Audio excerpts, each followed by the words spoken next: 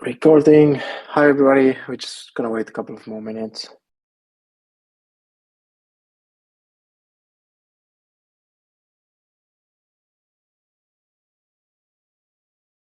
Let's get Artie up here. Hey, Artie. Hey, how's it going? Good. How are you? All good, all good.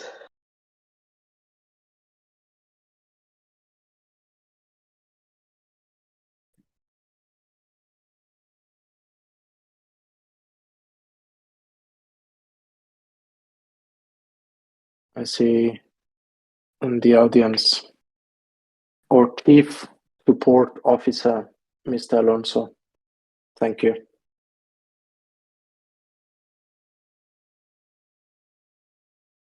There we go. Yeah, fun.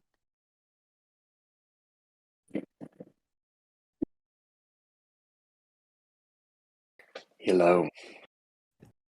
Hey. What's up?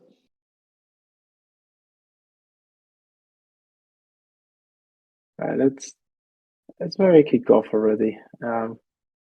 Guess people will just start dropping in, but there's so much to go through. Don't want to wait much longer. How's everybody? How are you guys doing so far? Bullish, always. There's no answer, I guess. Just So bullish. thank you. Always bullish. Yeah, like we should do once, a team like record one of our team calls where like we spend probably the first 5 minutes just saying how bullish we are. Do you know? I remember there's actually a point in time where we had team calls where everybody had to give a score out of 5 about how bullish they felt. Do you remember that? Quite funny. Yeah, and we stopped them because it was always 5 out of 5. Cool. So it's the 9th of March. Time flies, by the way. But we changed the week where we usually do our town hall. We usually do it the first Thursday of each month. FYI, we had to change it because of Easter. And Simon and Dark, you both were there. We go through a little bit of like, I don't know, how did you find Easter? How was it this year, etc. We'll go into that in a bit. But other than that, Simon, maybe a few words on who else is on stage today. We have you, we have Arta, both co-founders of Voltz. You already know them, but we also have Fontes. We do have Fontes, who we're super excited to have in the team. We introduced Fontes in the last town hall, I think, but he couldn't actually make that, so we now have Fontes on the stage. I don't know if you want to introduce yourself, Fontes. Sure. Yeah. What can I say? Yeah, I joined the team, I think like 2 months ago now or so. And have been doing a lot of focus on AD and growth generally, thinking through new markets we can launch, thinking through analytics. I'm working quite a bit with the folks on the stage, more so on the business side, less so on technical and product side, and just excited to be contributing to the team, and excited for what's on the roadmap, and how we're going to be shipping the next couple months. So, and excited to be here in the town hall. So, Awesome. Yeah, thank you. It's very nice to have you. Big question. Go on. We call you Fontes. Fontes. Nice. Cool. So, should we ask the audience if they have any market ideas to pitch it to you? Yes. in general, or right now? Yeah, in general. He's the man for the job. So if you have, if you're curious about markets or you have any market idea, as we said in the past, like we like to hear from you all. Cool. So that's that. Thank you very much, and obviously welcome. We're super excited to have you here. But Simon, back to you. Maybe they want to do like a quick, what happened in February? Short months, but actually a lot of action.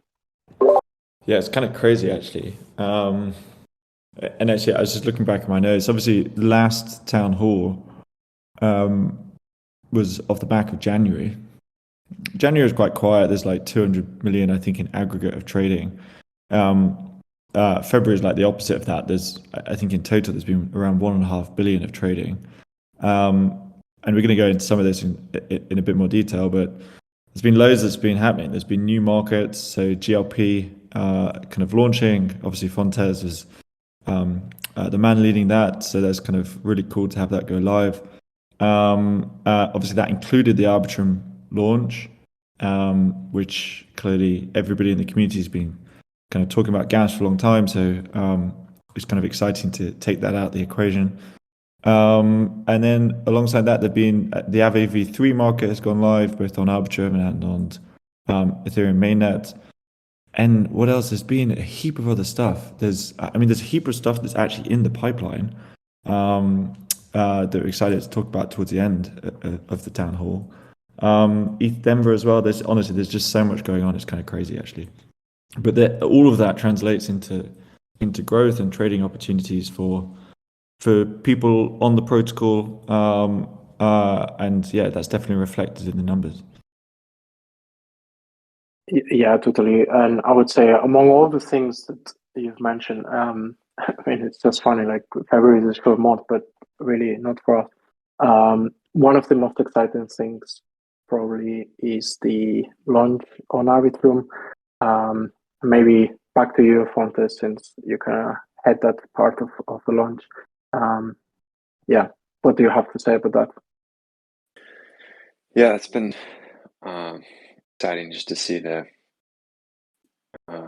trades happening relative to markets that are on both Arbitrum and Ethereum, of course. And I think with Aave USDC, the community is probably well aware of those markets and just the history since we've been live with them for a while.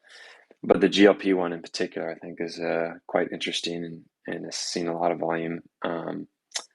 The amount of volatility to the rate has driven maybe sort of constrained the amount of leverage opportunity relative to what we've seen with USDC. But I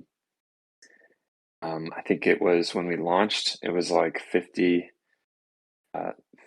around 50% APR, and today I think it's in the 10% range. Quite a swing in just under a month. That will be ending March 15th and rolling over again for another 30-day pool.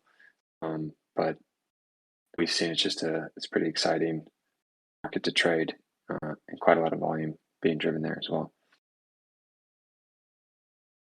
Yeah, 100%. And I'm just going to share for everybody, I guess, the Town Hall channel. One of your tweets this week that's quite interesting on how GLP is performing on Voltz and what can you do as a trader as well. Plenty of opportunities there. Nice. So there's also related to trading, there's something happening towards the end of this month, which is season 02 is closing. And of course, what's after 2 is 3, season 3. It's going to be starting in March. Do we have any announcements there? On the end of season 2? Yeah. Well, so seasons happen quarterly, so there will inevitably be a season 3, which is exciting. If you obviously don't, you can only collect badges for a season in a given season. So by the time season 3 starts, that means obviously season 2 is over, and claiming will start then. But yeah, there's going to be, like, for the 3rd season, I think one of the things which is going to be introduced is obviously the badges are going to exist both on Ethereum and on Arbitrum, which is the opportunity to claim badges on both kind of networks, which is going to be pretty cool. But I think that's kind of it at the moment. There's going to be obviously some Easter eggs that might turn up every season, try and kind of make it a bit different.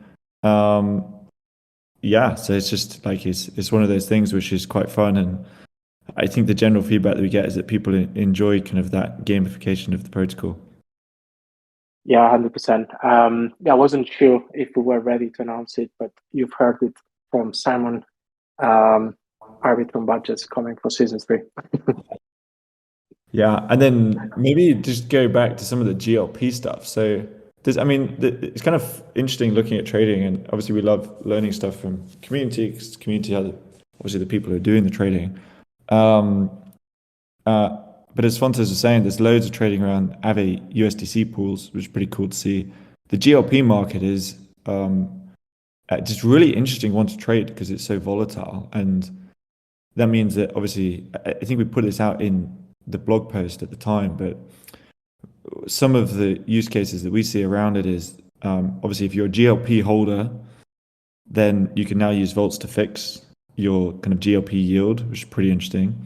If you're not a GLP holder, you can actually just trade the rate, try and predict the amount of fees that were earned from trading activities on GMX the week before, and then obviously that feeds into the APY that gets paid out the week after. And then you can trade that on Voltz, which is pretty cool.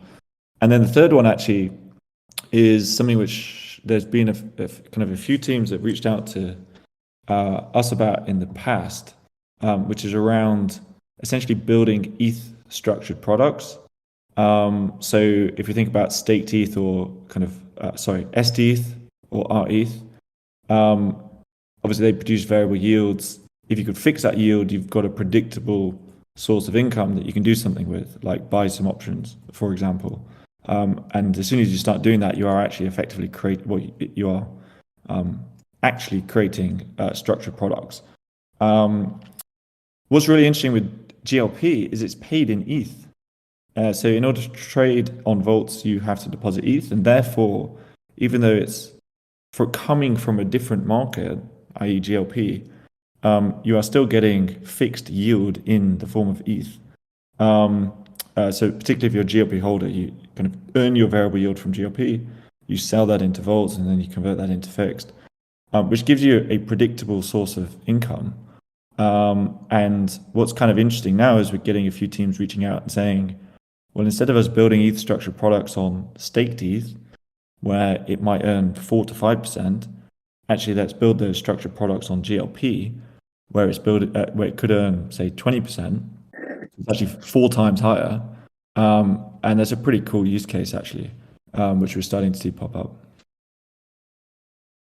Yeah, I think one more thing I'd add to that, with the GLP holder in mind. I think we mentioned this on the spaces. The GMX community was in process, completely separate to what we were doing, to actually build a smoothing pool of sorts, a smoothing rate to be able to, because it's so volatile and it's gone from 50 to 10%, that might bring TVL or LPs in and out based on the APR changes. So they were trying to smooth it out, and it didn't. The vote didn't go through, but it was a 60-40 vote. So there's still 40% of the community that wanted it, and that's, I think, an example of an opportunity where we'll see, definitely with communities across different types of assets, that need of a market that we can provide. So there's very clear demand for it in that particular use case. Absolutely. And just a reference, we did have this past month a Twitter Spaces where like 340 people turned up to hear about Voltz launching an Arbitrum. We had the guys from VMX also joining an Arbitrum itself. I just shared it on Town Hall in case anybody missed it. There's an hour-long conversation about all of this, which, yeah, for us, it's pretty exciting. And I guess for users of GLP in general, also like very interesting cases there. Cool. All right, then should we move next topic, which is a very interesting one as well. Unless any last words about GLP. I think that's it on GLP. The market obviously, this pool ends on Wednesday, this coming Wednesday, midday GMT. There's obviously going to be a new pool that's launched off the back of that. So just excited to see how people continue to use that. And obviously, if people have feedback and that type of thing, it kind of, the protocol exists for the community to use. So all of that feedback is helpful. And we are a very small team in the Voltz Labs team. We've obviously got massive help from the amplifiers, which we're always continuously grateful for when people raise tickets and that type of thing. But yeah, like if there's feedback, obviously we want to try and incorporate it. So new pool launching on Wednesday. If there's things people want to exist around that, then please say. Yeah, exactly. Yeah, we always encourage you to just like share any thoughts you have on that. Cool. So talking about rollover, something that happened very interestingly is that now we have a 1 month maturity pool that rolled over, creating effectively two Aave USDC pools with different fixed rates. But they're both maturing the same day. So maybe Arthur, you want to jump in? There's a lot of interesting kind of topics happening around that. Yeah, no, it's a very interesting case study, I think, because Oh, Arthur, I think you sound a bit like a Dalek. I think it might be your headphones. Is it there now? Yeah, we got you. Nice, cool. Well, Darth Vader is gone. I think so over the course of the last rollover, we got this situation where we essentially deployed a new Aave USDC land pool, which has the same maturity of kind of 31st of March as the Aave USDC pool, which has been deployed earlier with a different starting timestamp. And the reason why kind of we decided to deploy this pool is that the actual risk parameters of this pool are a lot more kind of like fresh with optimized for the recent data, which in turn means that there's more leverage available relative to the earlier pool. This created an interesting dynamic where both pools, in theory, are built on top of the same underlying variable rate, which is the Aave USDC land rate. But at some point, when the rollover just happened, there has been quite a big kind of difference between the fixed rates offered on either one of those, which kind of created an immediate arbitrage opportunity. Which I've seen that quite a few people have taken care of, and I think at the moment the difference between the rates is more or less aligned with the 0.1% kind of annualized fee that's applied to all the notional trades, which kind of I think also showcases that I think the people are trading this rates markets are kind of a lot more. I think acting a lot more kind of efficiently and capturing those opportunities when they pop up. I think in general the arbitrage use case has been quite dominant in the past few weeks, especially in the case of when looking at USDC markets, which includes the V3, V2 Aave markets, both on lend and borrow side, which proves to be a very interesting use case. I think the main challenge right now is that traders have to create effectively new maintain different margins for different markets, which makes arbitrage a little bit more challenging, but still we have seen quite a few cases where people are doing that, which is quite exciting, and I think keen to see more of that happening in the staked ETH markets like STETH and RETH, and also wonder whether the community finds the arbitrage between those two markets interesting and feels like there's scope for other staked ETH assets in the protocol. That's something also would be curious to hear from the community. Yeah, you heard it here. So if you have any suggestions there, we do have like a little bit more in-depth question later on. Maybe we can just like go through it again. But yeah, very interesting to have these two polls. Let's see what we do in the future there. Another big thing that happened in February is East Denver, and Voltz was there. Simon and you, Fontes, you both traveled to Denver. What were the highlights? Anything that was more surprising from last year, etc.? That was good. One thing that was not surprising was it was cold, very cold. At first, it And was a surprise for you, though. it was a surprise for me. I didn't bring a good enough jacket. Still learning how Denver works with the weather there. But it was, I think also, I heard a lot of numbers. I don't know the validity that supposedly there was more people at East Denver than last year, which sounds crazy. But it definitely was full, and there were some lines getting in to get tickets and getting into the venue itself. It was good for us. I mean, we just had loads of meetings and with existing partners, potential partners, and I know one thing Simon and I both experienced quite a bit was a lot of folks coming up and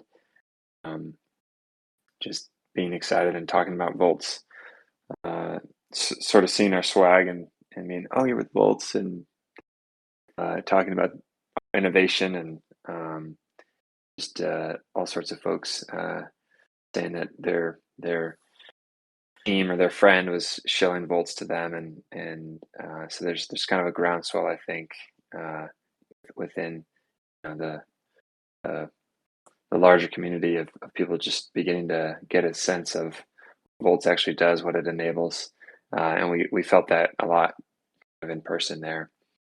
I know Simon went on a couple of panels or podcasts or of sorts, which were good as well. What was it that you spoke on, Simon? It's always good just to go out. There's like you get a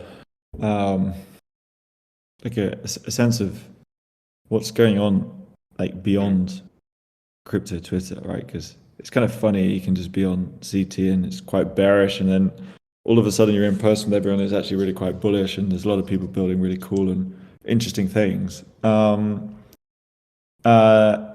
Like there's obviously all the noise is gone. So for anyone who didn't go to ETH Denver last year, there's literally Dead Mouse playing, there's Tiesto playing, there's like kind of arguably like some NFT projects and stuff that I don't think necessarily were going to last that long. So all of that noise is gone, but what kind of remains is actually like if those numbers are true, then there's more people there, and all the people that are there are just building like really interesting and cool stuff that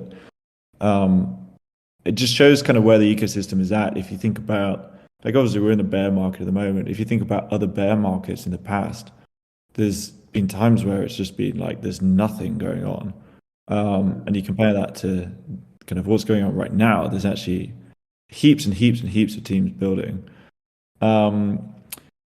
which is obviously from our perspective super cool to see. The other stuff, which is the stuff you've already mentioned, is quite a lot of media stuff, a bunch of like meetings. There's obviously heaps of stuff in the Voltz pipeline, and then just what's always fun is just speaking to people at events and seeing more and more how many people are recognizing Voltz and kind of what's going on at Voltz, and the stuff that can both be built on top of that, and also the opportunities if you just want to trade, right? So it's pretty good and productive few days, to be honest. Yeah, I imagine. And I bet it was fun as well. Cool. Well, that's a cool update about East. But let's talk about something that we might all see very, very soon. You teased something on Twitter, Simon, this week. I'm going to share it here on the Town Hall channel. Anything you can share besides that?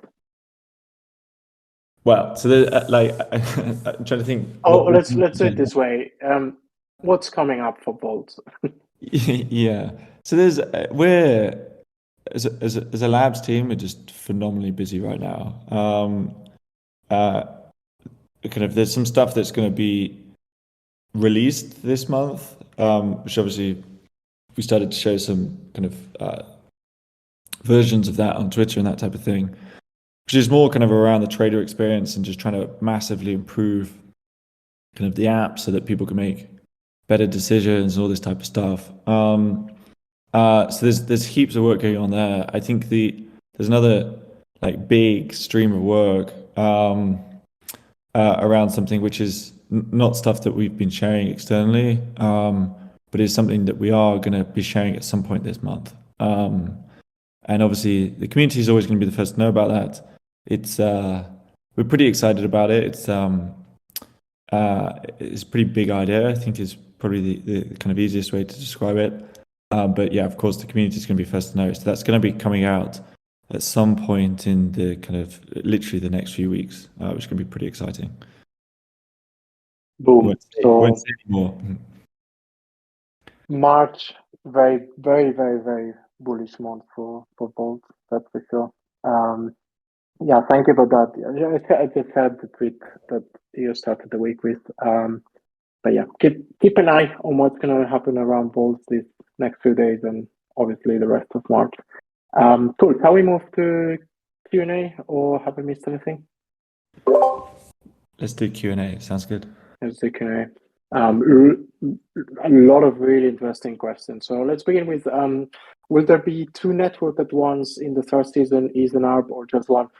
If it refers to badges, we already answered that. There will be badges on both. So, of course, that means that we have both networks running, but maybe actually you want to go a bit deep on that. Yeah, sure.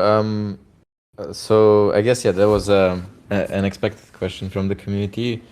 As soon as we launched on Arbitrum and launched the GLP market, we're really keen to get it out as fast as possible and see the reaction of the community to both GLP as a new market and also Arbitrum as a new infrastructure layer. And I think that clearly there's a lot of interest and activity there, which kind of naturally means that we want to try and build out our community wherever it is, no matter where on which infrastructure layer it resides, be it on mainnet and Arbitrum. So quite a lot is coming up kind of in community season 3 around that, and we clearly want to further incentivize and kind of decentralize Voltz as an entity, as a protocol across chain. And I think there was also another question around the types of badges and how they would look for different networks, and I think that's probably something that's Broccoli is is doing his magic there, and my feeling is that you prefer to keep it more of a mystery until the time comes. Yeah, it's cooking. It's cooking. There's also a question about, I guess price difference between networks. So 10x orders of magnitude. So it's less than 50 cents to claim a single token between those networks. But anyhow, you will be able to experience that very, very soon. Let's move into DCC's questions. Aave has been gaining huge amount of traction on Arbitrum. Are you able to reference the deposit borrow rates, the mainnet on Arbitrum, or will stablecoin markets have to be like the existing USDC market on Arbitrum and reference the Aave Arbitrum rates if you move them across? I guess the three of you, since kind of goes across different points. Simon, you're getting on mute. Yeah, it's kind of interesting because there's actually a few different parts to that. There's I guess the question within it really is the utility of the market, right? And whether the TVL of the underlying market actually matters. And one of the things that's actually kind of interesting that we've seen is that like based on the data, it doesn't seem to matter. So there's some markets where the TVL, say in AVV3, is way smaller than the notional that's actually traded on Voltz. So at least in the short term, kind of it's not really clear to us that we need to reference the rates from Ethereum mainnet into Arbitrum, in order to, because essentially all that's doing really is creating the same market that exists on mainnet, but on a layer where kind of gas is obviously just way, way, way cheaper. That's not to say we can't do it though. And Archer, I know it's something which you spent a bit of time thinking about, just essentially bridging rates from one layer to another, which is, I don't know if you want to talk to that. It's definitely something which we've looked at. Yeah, definitely. From the protocol's perspective, it's able to accept any sort of oracle as a source of variable rate. But up until now, we have been on mainnet and on Arbitrum, and we have only used native sources of variable rates, be it borrowing or lending. But kind of with the same, I guess, success, we would be able to either use an off-chain solution to bring data from any source, any infrastructure layer, be it within the Ethereum ecosystem or beyond, or even coming from kind of centralized places. Or alternatively, there's quite a bit of progress that has been made in the past few months around kind of cross-chain messaging and communication protocols that are starting to emerge that enable different rollups to talk to each other, as well as directly to mainnet to query data, both atomically and across blocks. So it's something we're also kind of looking into in general as an area of research, and something we'll be able to implement if that's something that we feel the community wants and has value. Right. So there's a bit more part of this question as well, is or related more on maturities. Is the plan still to shift to just 1 month markets? And if so, what does this say about the prospect of ever having the DeFi yield curve very directly? So I think short term, we've seen a lot more activity around 1 month. So just obviously we try and create the maturities in line with what the community wants. So certainly short term, that seems to be the demand, and a lot of the pools will move to 1 month. There will still be some 2-week pools, just because that gets quite a lot of trading as well. A kind of longer term, obviously launching pools with longer dated maturities is relatively easy to do if there's demand for those markets, and that obviously starts to enable a yield curve to exist over a prolonged period of time. At the moment, though, just what we've seen in the kind of data and kind of people from the community, what people are saying, that type of thing, is that the shorter pools are definitely more popular. So short term, going to go to 1 month, I guess, is the TLDR, but it doesn't stop the ability to launch longer dated pools in the future and therefore create a yield curve over a longer time horizon. There you go. Thank you very much. And part of the same batch of questions, would it make sense for the GLP markets to close at midnight rather than midday GMT? So there isn't a half-day session on the new weekly rate pre-expiry. Very interesting one. Yeah, so it's a really interesting question. I spent a bit of time thinking about it, and I think there's a kind of a few things within it. So I think if not sure if everybody's aware, but the way kind of GLP works is every week on Tuesday. So every week on Tuesday midnight, the rewards, the fee income calculated by GMX, by kind of through the trades that are issued on GMX, gets piled and then eventually converted into ETH and distributed to GLP holders. And the way it works is that this distribution of rewards happens 1 week over the course of a week. That's kind of 1 week after the actual trading fees were earned, because of this 1 week delay necessary to kind of collect them. Which means that in general, there's this fact that means that we kind of thought that having, for example, longer duration pools for GLP, something like 1 month versus a week, made more sense to allow for people to speculate for a slightly longer horizon than just 1 week period. Beyond this, when thinking about the maturities of the markets, we kind of, for operation reasons, have been aligning them to end on midday GMT time. But that's, of course, something that we can change.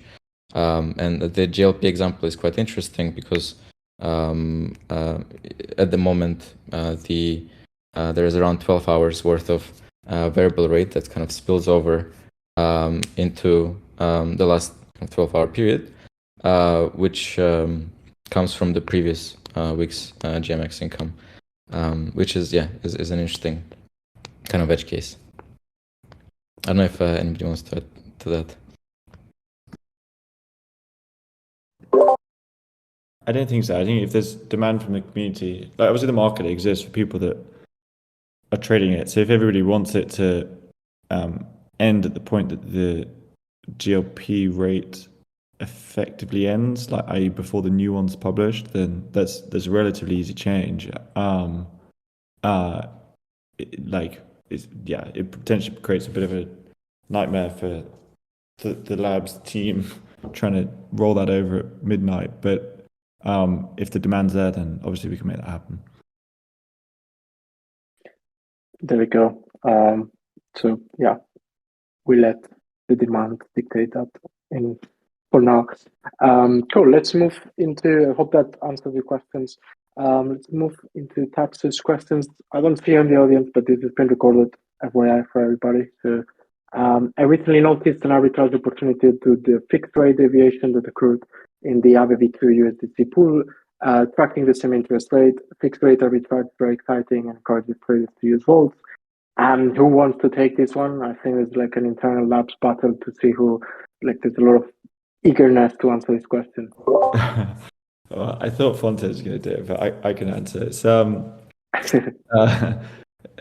Well, we kind of talked about it. Is there a question or is it an observation?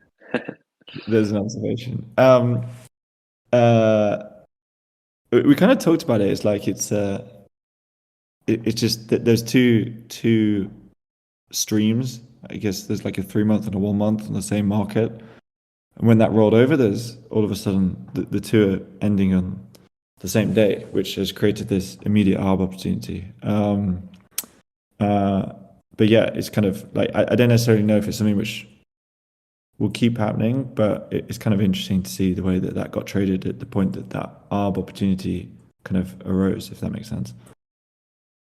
Yeah, and I guess this opens a follow-up question, right? Are there any plans to create an identical pool with different maturities other than the AVV2 USDC deposit pool? Yeah, so like again, it all comes back to what does the community want. I think what's kind of we're seeing the data, and I think where everything's going is that there's going to be 1 month is effectively going to become the new norm. Kind of historically 3 months has been the norm, with 1 month being something that's getting tested. That's now coming down to 1 month is the norm, and actually the thing that's going to be tested is 2 weeks, because we have seen some pretty interesting trading activity around 2 week terms. So when a market gets created, or rather when pools get created on the same market, and there's one which is 1 month and there's another which is 2 weeks, clearly the second 2 week pool is going to end up having the same maturity. So we might see this pop up again. It's going to be pretty interesting to see what happens when that does pop up. But again, it's all just learning, and depending on what kind of the way that's traded, and depending on what people say in the community, that kind of defines what markets continue to exist going forwards. Right, there we go. So any input is more than welcome. And yeah, I guess like the next one. Also, do you have any plans to offer the same pools currently offered on mainnet but on Arbitrum? Yeah, Simon, do you want to take this one as well? Yeah, so obviously at the end of March, there's going to be a whole load of 3-month pools that mature, and then there's going to be a bunch of new pools that get launched. There already are some similar pools. Well, there's one similar pool, which is Aave V3 on the lend side. And like basically what we expect to happen beginning of kind of Q2. So in April is there's going to be a bunch more of the Aave USDC markets, which are kind of launched on Arbitrum, just given they're at the moment the most popular markets on kind of Ethereum mainnet. There we go. Thank you very much. And last one, but not least, although there is an disadvantage to increasing the number of pools, which is that liquidity is spread out, we feel that the benefits outweigh the disadvantage of increasing the number of pools, tracking the same interest rate, and creating arbitrage opportunities. I guess that is connected with the same question, right?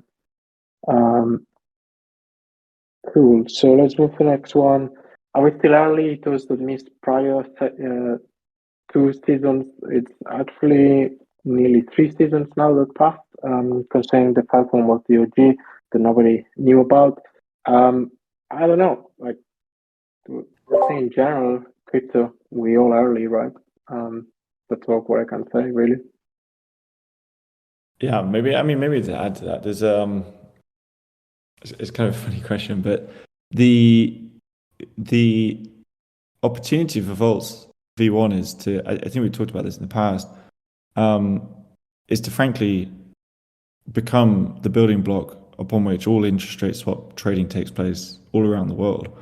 And one of the things that we've gone around saying is there's an entity in London, it's called London Clearing House. It does about 90% of the world's interest rate swap clearing. It's actually over $1 quadrillion a year. It's kind of insane. But within 5 years, we don't want that to exist as an entity because it doesn't need to. You can basically replace every single thing that clearinghouse does with smart contracts. So if you think about that as the objective versus where we are today, then yeah, if you're joining in season 2 or season 3, I think it's hopefully safe to say that you're still early. Yeah, definitely very early. Looking at it from that point of view, it's like insanely early and we're insanely bullish. So I don't know, one plus one, I guess. Native 0x, do you want to join us? You joined for a mistake. Pocket call. No worries, man. Cool. So couple of like small questions that they see around. So are there going to be 5 seasons or any info of that? We haven't defined how many seasons there will be. If we do, I guess we'll let you know, but also expect like some mystery from us. And yeah, let me just check very quickly if we have missed any other questions, but I don't think so. And as per usual, yeah, if you have any last minute questions or you want to join the stage, yeah, you got excited about time. Yeah, everybody should. Cool. Anything else? Labs team? Oof, rookie numbers from Native 0x. This is fighting talk. Yeah, I'm bringing him on stage to. Right. So I do see somebody in the audience, Philip. It's part of the Voltz Labs, and he's been pushing very hard the last few weeks on something that you will all be able to enjoy very soon. So big shout out to everybody that's involved in that project as well. You will see why very soon. Cool. So I think that's it. Nice. Until next town hall. Yeah, it will be a bit shorter next one, as in time wise. Arthur, Fontes, thank you very much for joining on stage as well. Simon, thank you very much.